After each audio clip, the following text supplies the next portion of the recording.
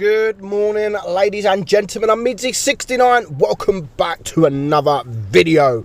Today we are going to take a look at the ShitBarn, the FV4005. Now this tank is a really solid tank. Now this battle here that I'm driving it, this was actually before the update, so it hadn't been buffed. Now Wargaming have buffed this tank. It's only a little buff, I think. I don't think it makes a massive difference, but what they've done is they've basically taken a second off the magazine reload. Now this tank, I think it loses a lot of games, a hell of a lot of games. Whenever I play it, I'm always losing. It struggles to get a win. It does struggle to get a win. It doesn't struggle to get damage, however. Now, what I love about this tank is the fact that it is an auto loader, and you have that equipment there, or you have that consumable where you can lower the intro clip of your reload. So as soon as you press it, you can have sort of a 1.7 seconds reload or thereabouts. And for a gun this big, I think that's really good. If you can manage to track on your first shot, you're then most likely able to get the remaining 2 shells into that tank, because it keeps them in that position. So definitely I think running that consumable is a must. I also think running the speed boost consumable is an absolute must as well. Now this tank does not have any armor whatsoever. If you play the Conway, which is tier 9, it actually has some turret armor. So if you go from the Conway to this, then you're going to probably be a little bit disappointed with the armor, and it's 2.1 seconds intra-click reload, not 1.7. My bad. So I do struggle to get a win in the tank, but I never ever struggle to get the damage. And most games I see that this tank does actually pick up the damage. It is a very difficult tank to play because of that armor. So playing it front line is not a must. I wouldn't really snipe in the tank either. Sitting behind your heavies is a must. Now I messed that up there big time. I shouldn't have took that shot from the Death Star. However, we are going to take the Death Star out, so you could pick up kills really quick with the auto loader. If you can go for tanks with sort of 1,000 hit points, you can clear them very quickly. But I mean, Wargaming did buff it. Was it the right buff? I don't know. I mean, 1 second off the magazine reload, you don't really feel, to be honest. It's got, what is the magazine reload? So you've got the 3 seconds intra clip, and then you've got a 18.4 seconds reload. Obviously, that goes down after, when the update hit, that goes down to sort of 17 seconds per reload. So I don't think it changes massively with the tank. Do I think the tank needed a buff? I don't honestly think the tank needed a buff. It was good enough as it is.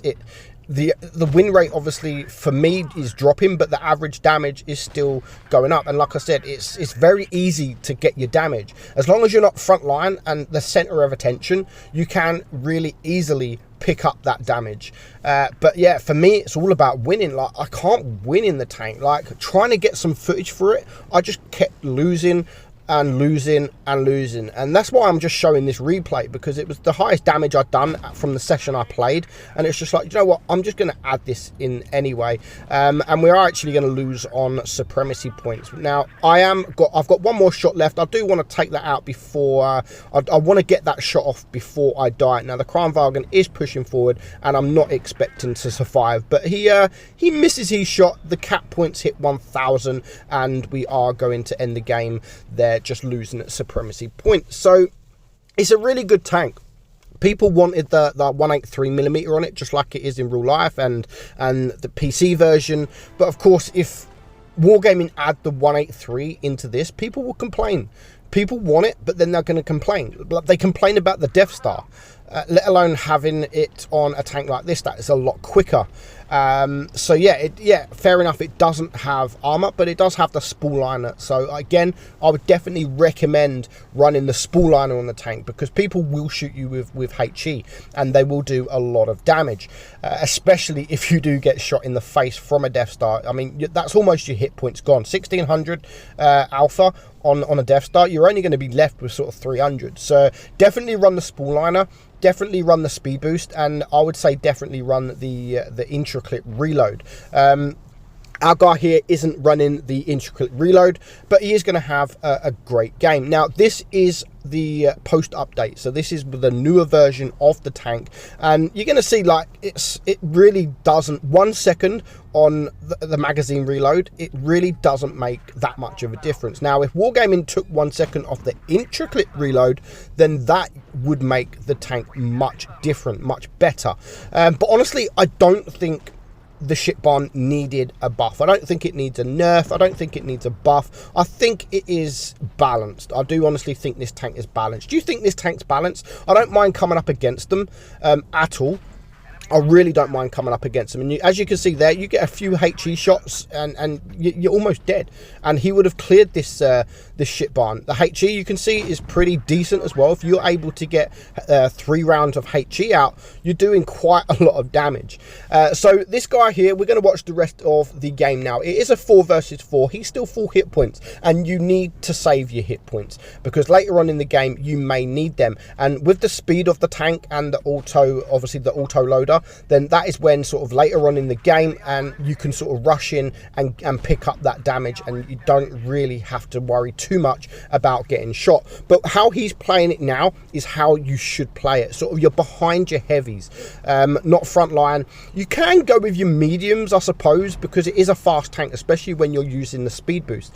So you can, if you wanted to go and support your mediums. So I like that about tanks. I love the fact my favorite tanks, my favorite heavy tanks are those tanks that are really versatile, that you can either play it with the mediums or you can play it with the heavies, and that's what I love. Like the AMX 50B and stuff like that, it works better, it works more better if you sort of support your mediums. I know they have the DPM, but they don't have the hit points. So if you're able to go with your medium tanks and focus fire, then yeah, their medium tanks won't last very long.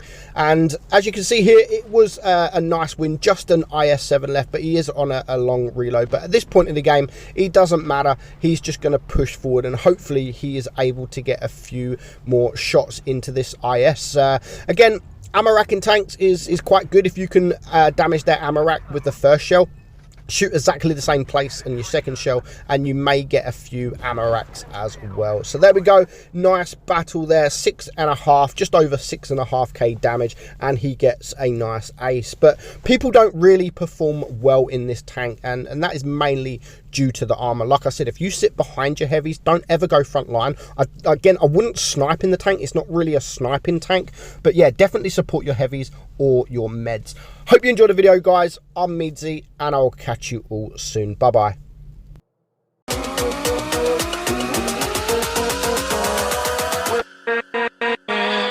With